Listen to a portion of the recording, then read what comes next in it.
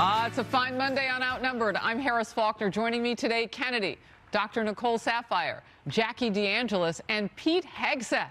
Rejecting policies that were actually working. And when you hear the El Paso mayor recently declared... But we are bearing the burden of it. And President Biden said that he wanted to help the middle class. The middle class is going to be paying for this. Yeah, they're getting crushed. Yep. Let's move to this, because you mentioned some of the problems with the drugs.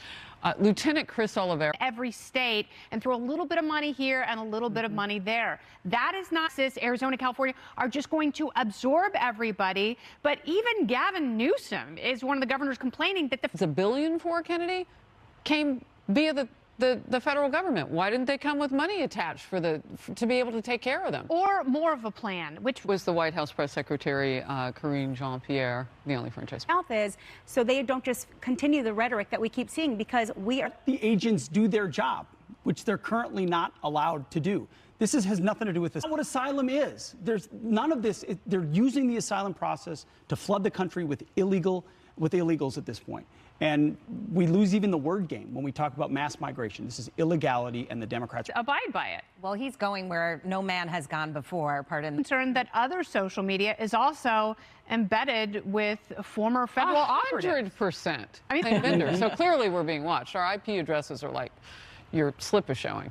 But, you know, at the same time, he's still in charge. Right. Exactly. But yeah, you're absolutely right. We don't want it to revert to the of his own money to just hand over the reins and let it go back. What do you think's going to happen? Well, yeah, I have to take him seriously, because he has the ability to change it.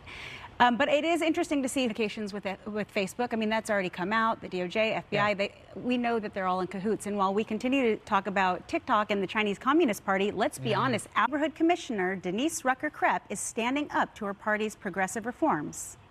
There, but my peers did. This is what they want the city to look like. And until people are on the street 18 hours later, you know, you hear story after story. I think this D.C. councilwoman should leave the Democrat Party if she cares. Classroom, a lecture at prestigious med school facing backlash after warning students against challenging her when it comes to critical race theory. Kennedy, I'm going to start with you on this, because in one breath she says, I don't have a problem if you have other views. I'm paraphrasing. And the other breath, she says, but if you voice them, I'm going to shut you down. Yes, so I think Honky McCracker here is being incredibly racist in her own right. You know, she's the one who says that race is a construct, but now everything has to be defined by race.